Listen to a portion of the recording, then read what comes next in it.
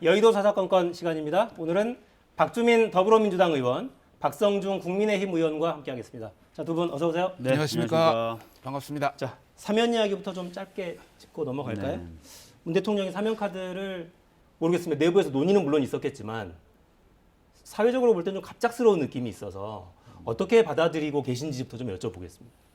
우선 저희 후보의 공식 입장처럼 대통령님이 고심 끝에 내린 결정이기 때문에 존중을 합니다. 다만 역사적 심판이라든지 이런 부분은 끝나지 않았기 때문에 박근혜 씨의 국민에 대한 진솔한 사과가 있어야 된다 이렇게 생각을 하고 있습니다. 야당에서는 당장 갈라치기 이런 비판도 있고 이명박 전 대통령은 왜 뺐느냐 이런 비판도 하고 있어요. 박근혜 씨하고 이명박 씨가 동일한 선상에 있다라고 이제 아마 보시나 봅니다. 그런데 이미 이제 수용한 기간의 차이라든지 이런 명백한 요건상의 차이, 정도상의 차이가 존재하고요. 또 건강상의 문제를 많이 고려했다고 제가 들었는데 건강 상태에 있어서도 차이가 있었다라고 저는 알고 있습니다. 여러 요건상 차등을 둘 수밖에 없는 조건이다. 그런 네. 입장이시군요. 저희들은 대선이 지금 75일밖에 남지 않았습니다. 그런 차원에서 대통령 혼자 결단했다는 거, 이거 정략적인 의도가 분명히 있다.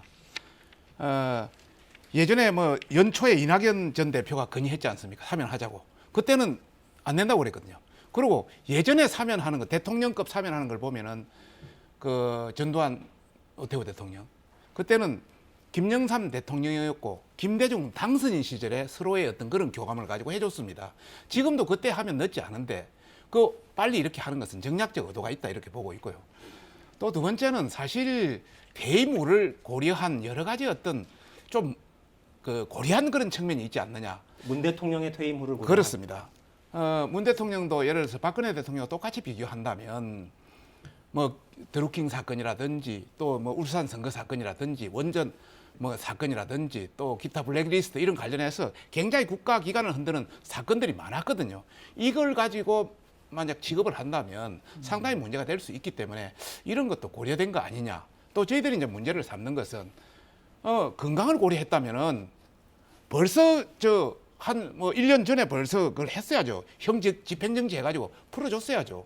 그리고 국민 통합을 고려했다면 MB 대통령하고 같이 석방을 했어야죠. 저희들이 그래서 MB 대통령하고 하는 것은 결국 우리 야당을 갈라치기 한 것 아니냐 이렇게 문제를 삼고 있는 것이죠. 네.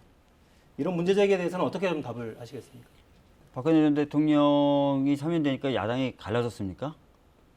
그건 아닌 것 같고요. 오히려 야당 쪽에서는 많이들 환영하고 있는 것 같고요.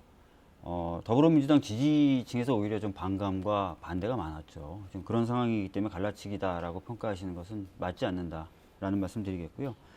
두 번째로 지금 갑작스럽게 예전에 형집행정지하지 이런 말씀하셨는데 건강 상태가 과연 그때하고 지금이 똑같았는지 섣불리 판단할 수 있는 문제는 아니라고 생각합니다. 건강 상태가 진짜 주요 고려 변수였다면 최근의 건강 상태를 중심에 놓고 따지는 게 저는 맞다고 생각합니다. 네.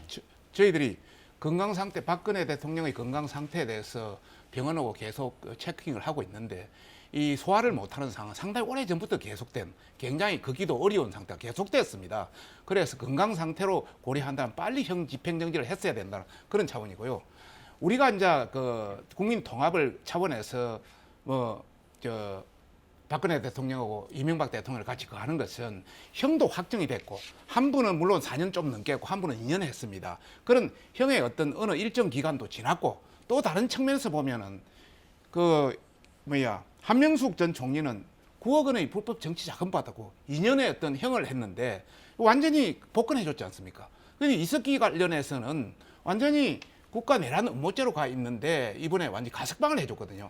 이런 관점에서 본다면 이것이 동일하지 않다. 또 다른 한 측면에서 제기하는 문제는 이런 문제입니다. 지금 전 경남지사 김경수 지사입니까? 관련해서 내년 3월 1일이라든지 석가탄신일 이때 같이 사면할 그런 어떤 고려도 하는 거 아니냐 이런 이야기까지 나오는 걸 본다면은 정말 똑같은 조건에 똑같이 적용해야 된다는 것을 저희들은 요구하고 싶다 이런 말씀입니다. 알겠습니다. 저도 여기 잠깐 말씀을 좀 덧붙이고 싶은데요. 한명숙 전 총리 같은 경우에 최근에 관련된 사건이 새롭게 제기된 바가 있었습니다. 소위 말하는 재소자 증언 강요 사건인데요. 한명숙 사건 당시 재판에 출석해서 증언을 했던 재소자들 중에 일부가 검찰에 의해서 반복적으로 증언을 강요당했고 증언 연습을 했다라는 것이 법무부 감찰 결과 확인이 됐습니다. 그렇다면 과거 그 사건 자체의 육무죄 판단을 떠나서 그 사건의 정당성이라든지 수사 과정에서의 어떤 정당성 이런 부분이 문제 제기될 수밖에 없었던 상황이거든요. 그래서 그런 것들도 좀 고려됐을 것이다라는 생각을 좀 말씀을 드리고요. 김경수 지사에 대한 뭐 사면을 예정하고 있는 것 아니냐, 그것을 위해서 이명박 씨에 대한 사면을 아껴둔 것 아니냐라고 말씀을 하셨는데 그건 완전한 가정이죠. 완전한 가정이기 때문에 지금 단계에서 거기에 대해서 뭐 주장을 하신다거나 뭐 그것을 근거로 박근혜 씨에 대한 사면에 대한 정당성을 훼손하는 것은 조금 이해가 안 갑니다. 예. 저는 한명숙 사건에 대한 부분은 우리 의원님의 의견에 전혀 동의할 수가 없습니다. 검찰이 그러면 그때 검찰과 지금 검찰이 완전 틀리냐? 그것도 아니거든요. 지금 검찰이 완전히 그러면 뭐 한명숙을 위해서 복권을 위해서 무슨 노력을 하는 그런 형태가 되기 때문에 검찰은 같은 검찰이다. 이런 차원에서 똑같은 본질, 똑같은 논리를 가지고 적용해야 된다. 이런 말씀을 드리고 싶습니다. 네. 이명박 전 대통령 사면 관련해서는 후보들 오늘 발언들이 있어서 저희가 좀 정리해 놨어요. 이재명 후보는 좋은 게 좋은 것이다. 이런 식의 대사면은 오히려 통합을 저해할 수 있다. 이런 입장이고요. 윤석열 후보는 정반대입니다. 전직 대통령 장기간 수감이 우리 국민의 미래를 위해서 바람직한 거냐 의문이 있다. 아마 집권하게 되면 사면을 추진할 수 있다. 이런 취지로 좀 읽히는데요. 입장을 추가로 여쭙지는 않겠습니다. 네, 이미 다 전달이 된 것 같습니다. 자, 주제를 좀 바꿔볼까요? 특검 관련한 여야 이견 뭐 팽팽합니다. 영상 보시겠습니다. 무슨 피의자들이 수사기관을 선택하겠다고 합니까? 관련된 사건들을 수사하고 있는 거는 공수처와 검찰이고요. 특별검사를 임명할지 말지에 관한 사항은 국회가 결정합니다. 대통령 후보가 흥정을 통해서 결정하는 것이 아닙니다. 아무 조건이나 붙여놓고 흥정의 대상으로 삼는 이런 일 더 이상 하지 마시기 바랍니다. 상설 특검은 가짜 특검입니다. 아니, 자기가 도둑이 자기 수사하는 수사관을 도둑이 지정하겠다. 그게 말이 되겠습니까? 그건 특검이 아니고 공수처지, 제2의 공수처지. 은폐처지, 은폐처. 타협점은 간단하죠. 국민 여론에 따라가면 되지. 특검을 도입하면 되지. 압도적 다수가 특검을 도입해서 제대로 수사하는 건 아닙니까? 그러면 아예 솔직하게 다 거부를 하든가. 그리고 기껏 나오는 게 상설특검. 상설특검 추천이라고 하는 게 민주당 쪽이 넷이고 그 반대, 그러니까 아닌 쪽이 셋인데 공수처장 뽑는 거랑 똑같지 않습니까? 진상이 규명되면 비리가 드러나기 때문에 그러는 겁니다. 아니 떳떳하면 왜 못합니까? 저는 뭐 고발사주든 부산저축은행이든 다 가져가서 하라 그랬습니다. 네, 윤석열 후보가 대장동 현장에서 목소리 높이는 장면까지 보셨고요. 지금 양당 원내대표가 하는 말을 보면 표현까지 거의 비슷해요. 네네. 윤호중 대표는 무슨 피의자들이 수사기관을 선택하겠다고 한다는 거냐 이렇게 말했고 김기현 대표도 도둑이 자기 수사하는 수사관을 지정하겠다. 그게 말이 되느냐. 오늘 원내대표 간 회동도 빈손으로 끝났습니다. 출구 없이 똑같은 이야기만 서로 반복하는 것 같습니다. 사실 이제 특검에 관련된 주장은 여러 단위에서 그리고 여러 경로에서 얘기가 나왔거든요. 그 맥락을 좀 따라가 보면 지금 여든 야든 대선 후보에게 제기되고 있는 국민적 의혹을 특검을 통해서 해소하자라는 것이었습니다. 뭐 우리 이재명 후보에 대해서는 뭐 대장동 관련된 의혹이 제기되고 있는 거고요. 윤석열 후보에 대해서는 소위 말하는 본부장 비리 의혹이 제기되고 있는 것입니다. 그렇기 때문에 이 양쪽을 다 진상규명할 수 있는 특검이 돼야 된다는 의미가 되겠죠. 그런데 현재 국민의힘에서는 그런 특검을 얘기하지 않고 이재명 후보만을 대상으로 하는 주로 이재명 후보만을 대상으로 하는 그런 특검을 주장하고 있기 때문에 지금 협상이 되지 않고 평행선을 달리고 있는 것이고요. 김기현 원내대표가 오늘 상설특검은 가짜 특검이다라고 얘기를 하셨어요. 다 아시겠지만 이 상설특검법은 여야의 합의로 만들어진 법입니다. 시스템이에요.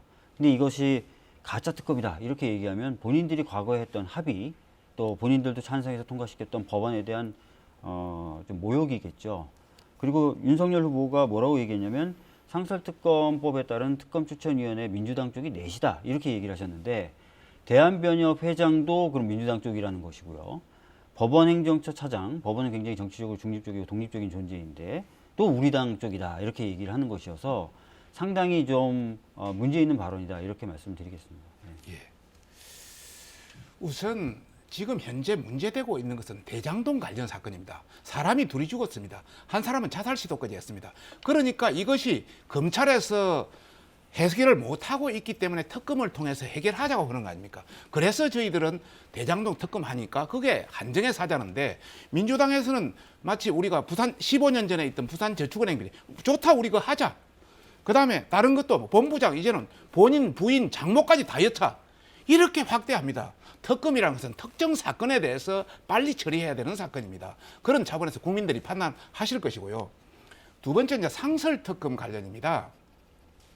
지금 민주당에서 상설특검을 그 당시로 했으면 벌써 예전에 추진해가지고 했어야죠.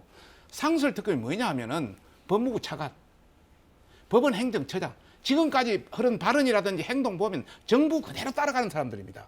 그 중에 한 사람이 대한변협 회장인데 대한변협 회장이 중도로 놓고 번다손 치더라도 나머지 4명을 또 나머지 4명, 7명인데 나머지 4명을 여야가 동수로 하는 겁니다. 그러다 보면 4명 내지 5명이 여당에 유리한 사람입니다.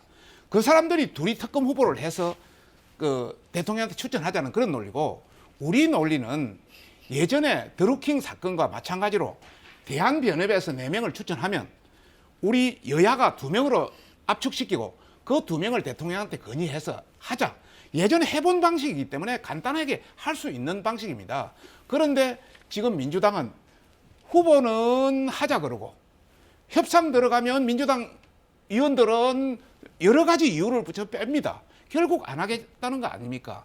그런 차원에서 저희들은 하자. 뭐 부산저축은행 15년 전에 사건도 좋고 다 좋으니까 하자 이렇게 하는 것이죠.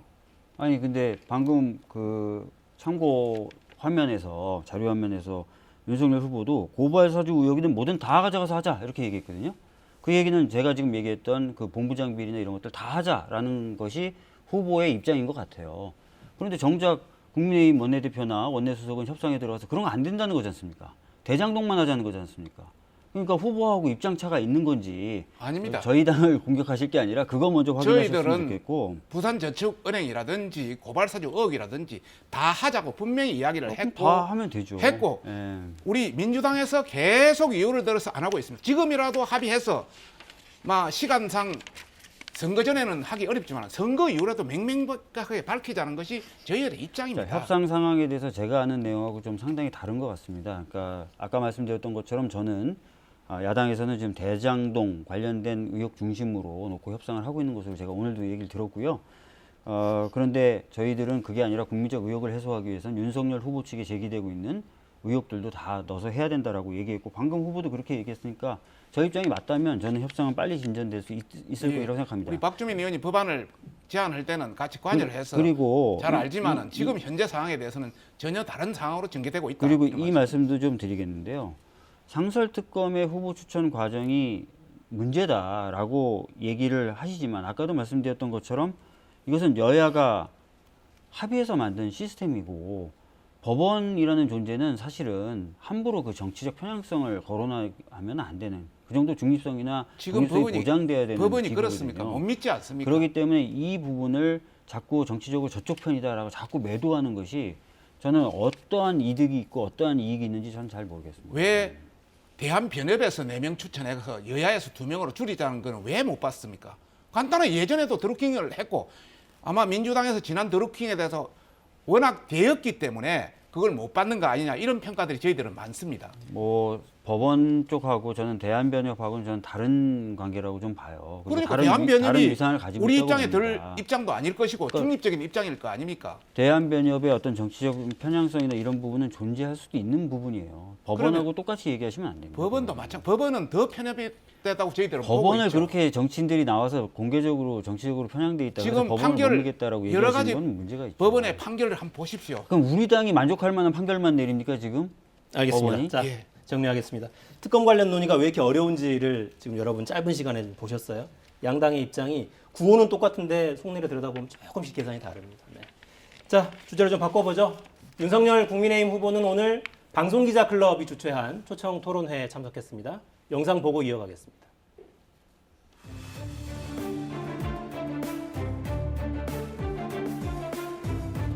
이런 중범죄 그 확정적 거의 뭐 다른 변명의 여지가 없는 이런 후보와 국민들 앞에서 정해진 정도의 토론이 아니고 이거를 마치 미래 비전을 얘기하는 것으로서 물타기 하려는 이런 정치 공세적 토론 제의는 그걸 받아들인다는 것은 야당 후보로서 취하기 어려운 태도이기 때문에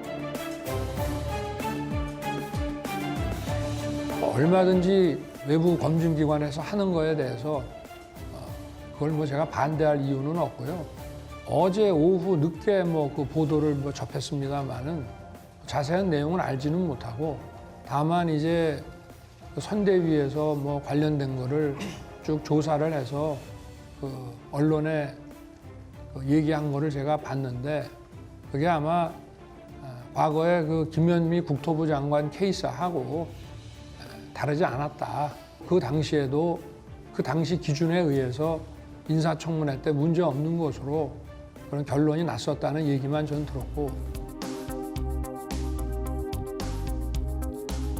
그 이준석 대표는 제가 경험한 바로는 참 대단한 능력을 가진 분이기 때문에 자기가 해야 될 역할 잘 하실 것이라고 저는 믿습니다. 그 윤핵관이 누구인지를 지목해주면 그게 합당한 지적이면은 정리를 하겠다고 했는데 그 뭐 윤핵관을 어떤 한 분은 지목을 했는데 그분은 이미 벌써 제 곁을 떠난 지가 한참 된 분이고 그 나머지는 뭐 지목을 안 하고 지목을 안 한다는 것은 어느 누구의 그 문제점에 대해서 공개적으로 거론하기 어렵다는 얘기인데 제 개인의 입장에서 말씀을 드리면 윤핵관은 없습니다. 윤핵관은 없다라고 했고요. 이재명 후보에 대해서는 중범죄라는 표현까지 동원했습니다. 일단 선대위 TV토론 단장이시니까 이 질문부터 좀 드릴게요. 윤 후보는 정치 공세적 토론 제의다라는 입장입니다. 진정성이 없고 내가 이걸 야당 후보로서 받을 수가 없다.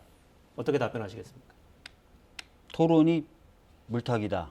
토론이 정치 공세다. 처음 들어보는 얘기고요. 아마 국민분들 입장에서도 저런 주장에 대해서 동의하실 분들은 없을 거라고 생각합니다. 토론이 물타기다? 아니 토론장에 나오셔서 본인들의 이야기를 하면 되는 것이지 않습니까? 토론을 할 때 뭐 윤 후보 입을 막아놓고 합니까? 그런 것도 아닌데 토론이 물타기다. 토론이 정치 공세다. 전 도저히 이해가 안 되고요. 토론을 거부하시는 이유에 대해서도 제가 쭉 살펴봤습니다. 처음에 그 3프로TV라는 유튜브 채널에 나오셔서는 뭐라고 말씀하셨냐면 토론을 하면 싸움만 난다. 토론은 의미가 없다. 소용없다. 토론 무용론을 주장하셨습니다. 그러더니 어제 오늘은 계속 대장동 특검을 받으면 토론하겠다고 조건을 내세워 보셨어요. 결과적으로 제가 봤을 때 이것은 어떻게든 토론하고 싶지 않다라는 주장을 여러 가지 이유와 여러 가지 방식으로 표현하시는 것 같습니다.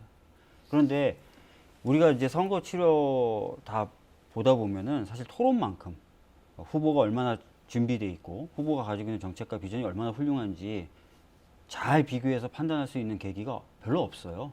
그러니까 토론을 자꾸 거부하신다는 것은 쉽게 납득하기 어렵습니다. 지금 우리 후보께서 하신 말씀은 법정 토론은 선거법상 법정 토론 3회 이상으로 되어 있습니다. 그런데 지금 민주당에서는 7회 이상으로 계속 의원들이 주장해서 법도 이렇게 개정시키려고 하고 있습니다. 그런 차원에서 진짜 대장동의 핵심인 특검도 받아들이지 못하면서 국가의 어떤 철학이라든지 이런 거에 대해서 하는 것은 무의미하다. 그런 뜻으로 지금 말씀하시는 것이고요.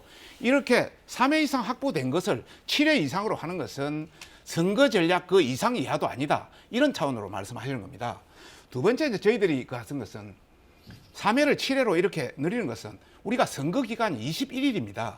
그러면 내내 선거 기간 동안 토론만 준비하고 하다가 끝장나는 겁니다.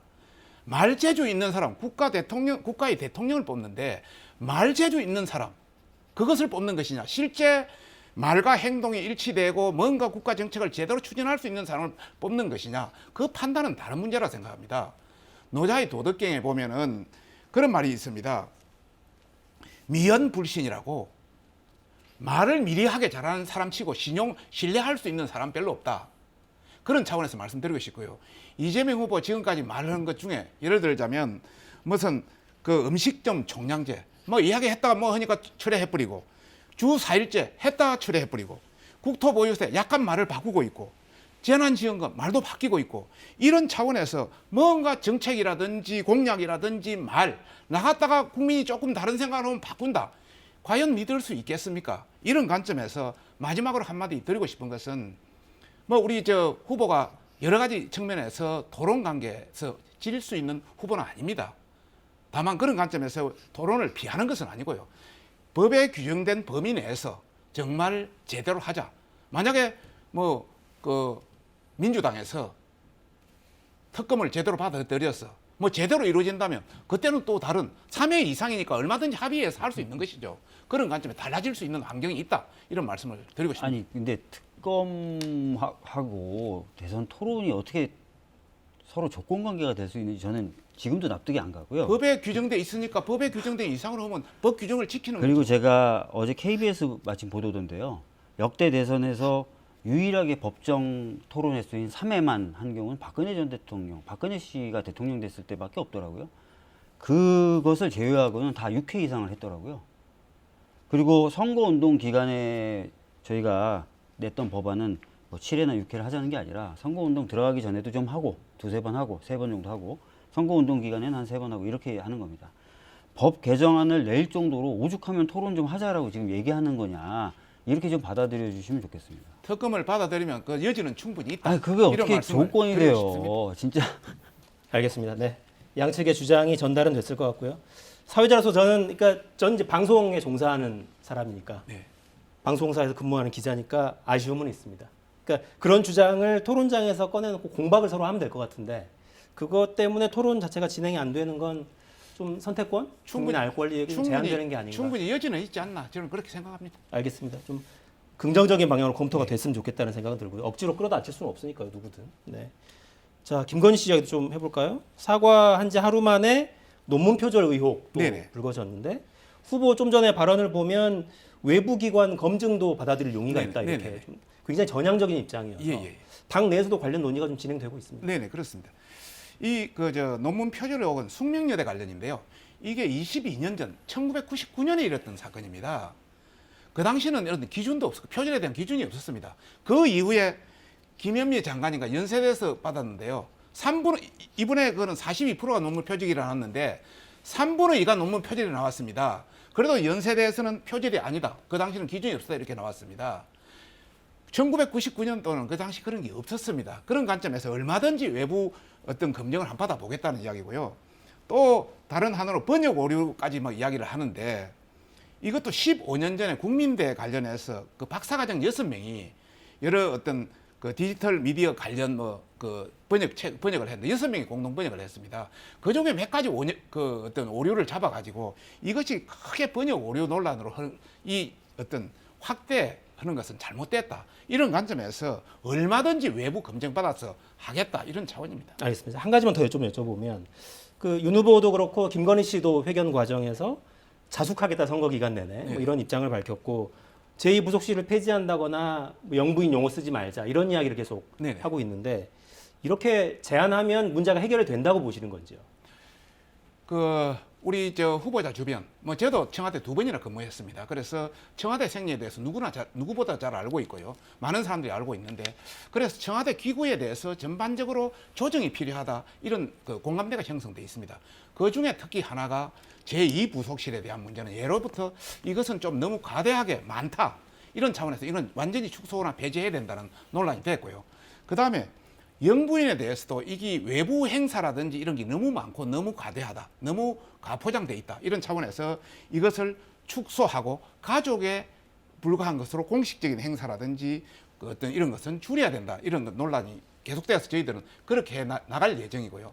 더 나아가서 지금 현재 청와대가 450명 내지 한 500명 정도의 인원으로 구성되어 있습니다. 이것도 너무 크다. 이런 차원에서 한 30% 이상 줄이는 그런 것까지 지금 검토하고 있다. 이런 말씀을 드리겠습니다. 우선 논문 관련돼서는 이제 표절률이라든지 이런 거는 계산해낼 수 있죠. 당연히 이제 시대가 변함에 따라서 표절이냐 아니냐, 그러니까 논문 표절로서 논문의 가치가 있다 없다라는 가치적 평가의 기준은 시대에 따라서 달라지겠지만 어느 정도를 그냥 베껴왔느냐 이것은 판단할 수 있을 겁니다. 그래서 아마 JTBC에서는 그런 관점에서 상당히 많은 부분을 베꼈다라고 밝힌 거죠. 그러니까 42%고요. 예. 김현미 장관은 3분의 2였습니다. 자, 그래서 상당히 많이 베꼈던 거고 거기에 대해서 현재까지 뭐 아무런 입장 표명이나 이런 게 없는 거고 그런 부분에 대해서는 좀 문제 제기가 있어야 될 거라고 생각하고요. 그 다음에 이제 후보자의 배우자인 뭐 김건희 씨의 역할을 앞으로 뭐 좀 줄이겠다 이런다고 그 문제가 해결되느냐 전혀 그렇지 않죠. 김건희 씨에 대해서 국민들이 검증을 해야 된다는 이유는 저 사람이 나중에 영부인이 돼서 세금으로 지원을 받겠으니 그걸 못 받게 하자라고 해서 검증하자는 게 아니라요. 대통령의 부인이 대통령에게 미친 영향이 굉장히 크다는 걸 알기 때문에 제대로 된 사람이 좀 청와대에 들어가야 된다라는 차원에서 검증을 하자는 겁니다. 그래서 뭐 들어간 이후에 뭐 공식적으로 부여되는 여러 가지 역할을 축소한다라는 것만으로 문제가 해결될 수는 없습니다. 예. 저희들은 충분히 그 자격을 가지고 있다 이렇게 판단하고 물론 여러 가지 어떤 표절 의혹이라든지 기타 어떤 경력의 어떤 논란 이런 논란에 대해서는 충분히 인지를 하고 있습니다만은 충분한 영부인이나 표현을 쓰지 않는다 했으니까 대통령 부인으로서의 어떤 역할을 충분히 할 수 있는 자격은 된다 이렇게 보고 그럼 있습니다. 좀 나오시라 그러세요. 예. 좀 나와서 좀 사람들 앞에 대화도 좀 하시고 질문도 좀 받고 좀 그렇게 하시라고 그래 안 해주세요. 하겠습니까? 예? 필요하시면 예. 네, 국민들이 아마 그 모습도 지켜보고 계실 테고 예. 여론에도 계속 이제 반영이 되겠죠 갈수록. 자, 당내 이야기도 조금 안 하고 넘어갈 수는 없어서. 예. 저희들 당이 뭐 굉장히 많습니다. 네네. 예. 그러니까 이준석 대표를 향한 압박이 점점 좀 강해지는 느낌이 있어요. 네네. 그러니까 그 후보의 발언도 그렇고 예. 김종인 총괄선대위원장의 발언도 그렇고 예. 초선 의원들까지 모여서 예. 거취에 대한 뭐 결정이 필요하다 예. 이런 주장까지 있었다고 하고 예. 탈출구는 어떻게 찾아야 됩니까? 저희 당내 분위기는 굉장히 걱정하는 사람이 많습니다. 물론 뭐 후보자도 좀 비평가라든지 제3의 어떤 조정가라든지 이런 거 좀 사양했으면 좋겠다는 이런 말씀이 있었고 또 총괄선대위원장도 정치적 뭐 어떤 장래라든지 이런 걸 봐서 좀 참을성이 있었으면 좋겠다. 그다음에 우리 김병준 후보 중심으로 모든 것이 갔으면 좋겠다. 뭐 이런 이야기, 초선들도 뭐 이런 이야기, 뭐 이런 관계가 계속 이어지고 있는데요.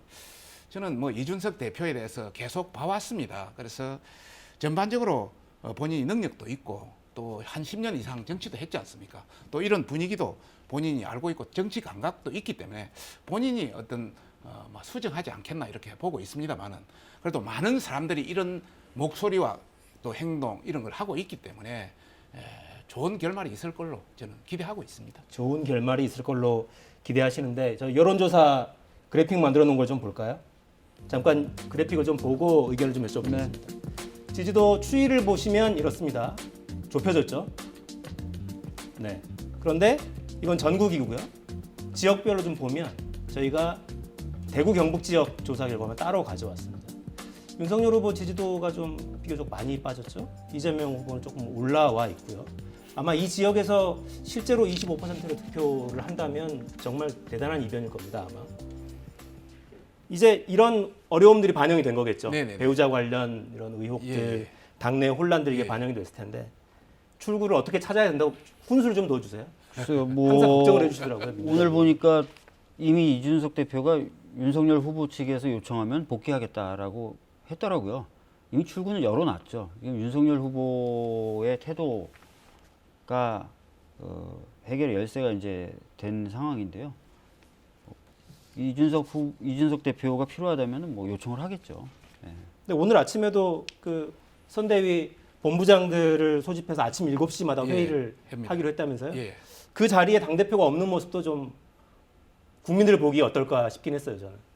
당대표가 당연히 있어야 되겠죠. 있는 것이 훨씬 모양도 좋고 전체적인 그립을 잡는 것도 훨씬 나을 것이고 그런 관점이고요.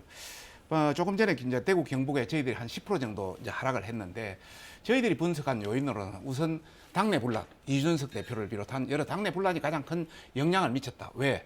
보수의 가장 결집도가 높은 게 대구 경북 아닙니까? 그게 첫 번째로 보고 있고 두 번째는 그 보수의 어떤 정체성과 다른 인물들이 좀 들어다 보니까 그쪽에서 좀 실망감이 있지 않나. 특히 뭐 신지혜라든지 특히 페미니스트 이런 관련해서 조금 영향이 있었다는 거고요. 그와 곁들여서 뭐 앞에도 거론이 있습니다만 후보 부인이라든지 장모라든지 뭐 이런 것도 약간의 어떤 그런 영향, 또 그와 아울러서 대구 경북에 알맞는 아직 정책이라든지 공약 이런 것이 제대로 나오지를 않았다. 이런 것이 복합적 요인이 있지 않나 이제 저희들은 그렇게 분석을 하고 있고요. 10% 정도 빠졌는데 그중에 반 정도는 이재명 후보한테 갔고요. 나머지 반 정도는 안철수라든지 그 유보에 가 있습니다. 그래서 저희들이 조금만 잘하면 금방 회복할 수 있다. 저희들은 자신감을 가지고 있습니다. 네, 뭐 선거운동 기간 지지율이야 오르기도 하고 빠지기도 하는 거니까요. 그렇습니다. 어쨌거나 결과는 3월 9일에 납니다. 민주당 이야기로 넘어가 보겠습니다. 이재명 후보는 부동산 정책 이야기 부쩍 많이 하고 있습니다. 오늘은 후보 직속 기구로 부동산 개혁위원회 이런 기구까지 만들었습니다. 영상 보겠습니다. 제가 당선되거나 아니면 정권이 교체된, 그러니까 새로운 대통령이 뽑힌 후까지 미룰 게 아니고 지금 당장이라도 좀 물건이 좀 나와야 되니까 하는 거예요. 네, 조홍천 의원은 부동산 실효세율을 좀 높이고 확보한 세수는 전액 전 국민에게 기본소득 형태로 지급하겠다 이런 약속을 또 했어요. 오늘 이제 부동산 개혁위원회 여기서 나온 발언들은 영상이 아직 안 들어와서 저희가 어제 영상을 쓴 것 같은데요. 부동산 불로소득은 자산 양극화에 그치는 게 아니라 대한민국 경제의 정상적인 발전을 가로막는 가장 큰 문제다 이렇게 지적했고요. 선언문에서. 그래서 방법 3가지를 제안했습니다. 토지 이익 배당금제, 아까 이야기한 토지 기본소득이죠. 이거 그리고 기본주택 100만 호를 포함해서 5년간 250만 호 공급, 그리고 개발 사업에서 발생하는 불로소득을 환수하겠다 이런 약속까지 내놓았습니다. 야당에서는 계속 오락가락하는 거 아니냐 이런 비판을 합니다. 그러니까 토지이익 배당금제도 하겠다고 했다가 반대하면 안 하겠다고 했다가 뭘 믿어야 할지 모르겠다는 비판을 하던데요. 그 토지이익 배당금제, 애초에 이름은 국토보유세였습니다. 이제 이게 아까 조홍천 의원님 자료 화면 나오던데요. 기본소득과 연계가 되어 있습니다. 기본소득 관련돼서도 유연하게 지금 대응하기로 한 거지 않습니까? 그런 입장을 뭐 한 번에 밝힌 게 아니라 이제 쭉 여러 차례 기본소득도 유연하게 하겠다 그래서 이 토지이익 배당금제도 거기와 연동되어 있는 만큼 당연히 유연한 대응이 필요한 겁니다. 그래서 유연성을 강조한 겁니다. 국민분들께 이 제도를 충분히 설명하고 설득하고 또 여러 의견을 듣고 이 과정에서 정말 국민분들에게 저희가 진심으로 설명했지만 잘 안 될 경우에는 어떻게 할 것이냐. 그럴 경우에 최종적으로 안 할 수도 있지 않겠느냐. 이 정도인 것이지 저희들이 뭐 이거를 아예 정책으로 삼지 않는다든지 추진 안 한다든지 국민들 앞에 내놓지 않는다든지 이런 건 아니죠. 그러니까 방점은 설득을 잘해서 추진하겠다에 있습니까? 추진하겠다는 것에 방점은 있습니다. 예. 저희들은 전형적인 여론 떠보경이다. 절대로 그 국토 보유세에서는 물러날 생각이 없다는 걸 표현한 것이 아닌가 이렇게 생각합니다. 지난 12월 9일인가요? 그때 뭐 후보께서 직접 지금 토지 보유 그 실효세율이 0.17%입니다. 이걸 1%까지 5배 정도 올리겠다 했거든요. 그러면 이 세금 내는 사람은 한 1%에서 뭐 한 5%에 불과한데 이익 받은 사람은 90%에 해당되기 때문에 90% 이익이 가기 때문에 추진해야 된다. 그리고 여기서 나오는 세수 30조를 가지고 그걸 기본소득으로 하겠다. 이런 이야기였거든요. 그런데 그 뒤에 이제 약간의 반대가 이제 하니까 국민이 반대하면 할 수 없는 것이다. 또 물러났습니다. 그런데 이번에 다시 부동산 개혁위원회에서 또 다시 말을 했다는 것은 물러나지 않고 어느 정도 하겠다는 저희들은 그런 뜻을 가지고 있고요. 다만 국토보유세 관련해서는 뭐 사실상 저희들은 사회주의, 공산주의 그런 끝까지도 어떤 정책에 그게 어떤 경향의 정책이다. 저희들은 그렇게 보고 있고요. 사회주의적 경향의 정책. 경향의 정책이다. 그래서 국민적 지향이 있을 수밖에 없다. 여론조사도 월등히 반대가 많거든요. 그래서 간단하지는 않을 것이다. 이렇게 보고 있습니다.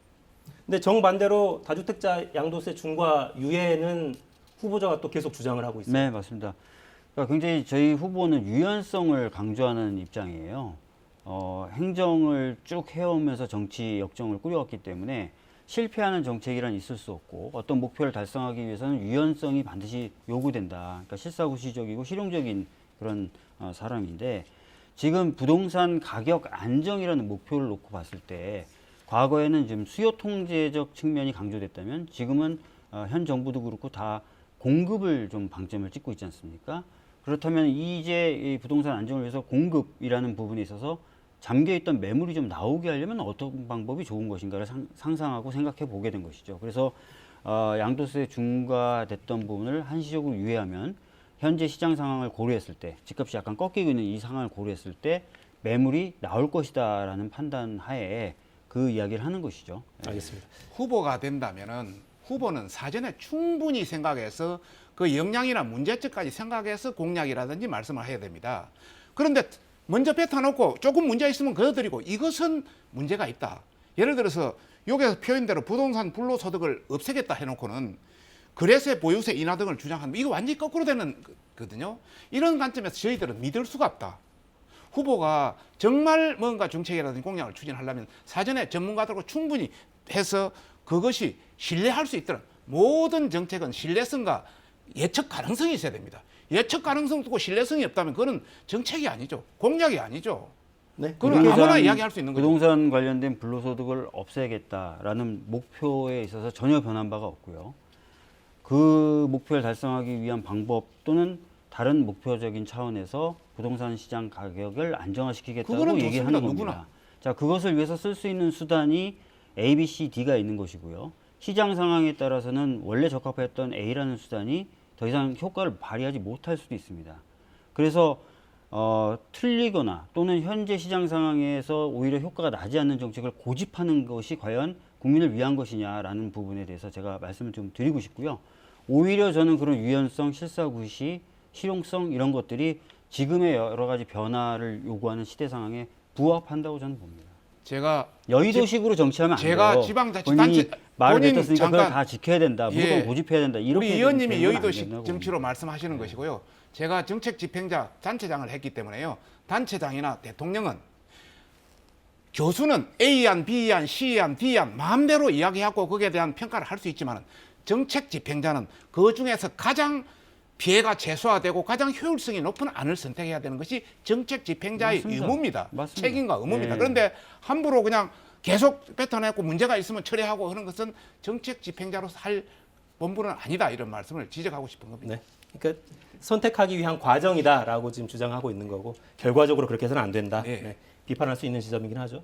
시간이 많이 남진 않았는데 이 녹취는 잠깐 듣고 의견을 한마디씩만 평가를 듣고 마무리를 해야 될 것 같습니다.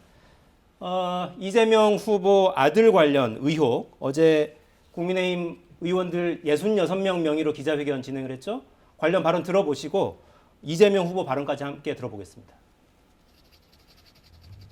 삼수생인데다가 알려진 해외 체류 경력이 없는 이동호 씨가 탁월한 외국어 능력을 바탕으로 선발하는 수시 특별 전형을 통해 당시 50대 1에 가까운 치열한 경쟁을 뚫고 고려대 경영학과에 진학했다는 것이 상식적으로 수긍하기 어렵다는 의혹들이 제기되고 있다. 이 문제에 대한 진상규명은 반드시 필요하다. 아들의 문제, 제가 인터넷에서 무슨 이렇게 사이버머니 사가지고 이렇게 게임이라고 한 게 도박이라고 평가되는 것 같은데 하여튼 그 점에 대해서 책임져야 되는 건 맞지만 입시. 학교 입학한 거는 네네. 제 아들이 전 과목 1등급이었다고 합니다. 그러니까 국민의힘 측에서는 지금 삼수를 했고 수시 특별 전형으로 입학을 했다 이렇게 주장을 하던데요. 일반 전형이었다고 하고요. 근데 거기 조건은 3개 분야 1등급이 조건이어서 저희 큰아들은 공부는 정말 잘했어요. 그럼 이거, 일반 전형이었습니다. 일반 전형. 이건 아주 근거 없는 의혹입니까 그러면? 법적 조치하겠다고 선대위에서 발표했을 겁니다. 아 그렇습니까? 너무 심하게 또 뭐 고대에다 물어봐도 되고. 네, 좀 짧게 듣겠습니다. 네. 규명해야 될 핵심적인 의혹이 뭐라고 주장하시는 겁니까? 저희들이 제보가 접수돼서 이 관련해서 고려대라든지 후보자 측에 여러 가지 자료를 요청했습니다. 고려대 측에도 자료를 주지 않고 후보 측에도 자료를 저희들은 주지를 않고 있습니다. 그리고 본인은 일반 전형이다 뭐 이렇게 이야기하고 있지만은 뭐 정정당당하게 증거 자료가 있으면 저희들한테 제시하면 저희들이 그대로 인정하면 되죠. 알겠습니다. 자료 제출을 하지 않아서 사실 확인이 좀 어려운 상황이다라는 주장입니다. 제가 보기에 근거 없이 의혹을 제기하신다면 수습하시느라고 그렇게 말씀하시는 것 같은데요.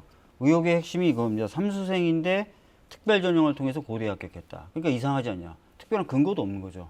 그냥 그 드러난 모습만 가지고 의혹을 제기한 건데 이 드러난 모습으로 제기한 것도 오류가 있어요. 삼수생이 아니라 재수생이었고요. 특별 전형이 아니라 일반 전형이었습니다. 초선 의원 수십 명이 모이셔서 아무런 근거와 아무런 명분과 아무런 증거 없이 저렇게 의혹 제기하시면 어떡합니까? 일반 전형이라면 당연히 그 자료만 저희들한테 쭉 주면 그냥 해소될 수 있는 것을 주지 않으니까 문제가 계속. 네, 일단 의혹 제기는 있었고 예. 사실관계 확인은 어려울 것 같진 않네요. 네, 지금까지 박성중, 박주민 의원이었습니다. 두 분 고맙습니다.